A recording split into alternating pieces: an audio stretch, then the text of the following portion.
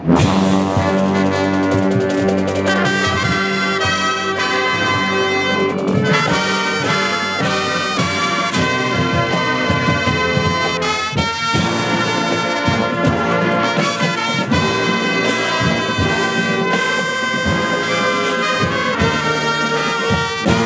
lot of people, they just don't know what to expect, and so when I first came to band camp here, and everyone was like surprised. They were like, they noticed that I had an interpreter around, and they were like, "Is someone deaf?"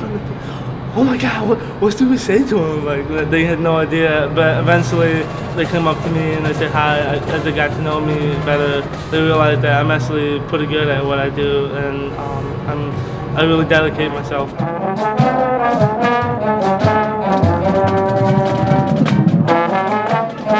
This is my 8th year at Illinois State. It's about my 16th year teaching. It's my first experience with a student like this in the Big Red. And I could tell right away that Mark was bright. I mean, I'm glad he thinks it paid off for him. I think it paid off for us. Mark's a great member of the band. He does a good job, and we've had to do a few things, of course, to make things work for him, but most of that was done at the university level. Mark operates on a daily basis like just another band member. He does his job, and he does it really well. When I was touring here, before I transferred here, I needed to know more information about it, and I went to Dr. B. I asked him a whole bunch of questions, like how do you guys do your thing, and like how do you feel with me being in the band? He was actually glad that I was like interested in joining, and so he was encouraging me to come find out what Big Red Marching Machine is all about, and so it helped with my decision of coming here.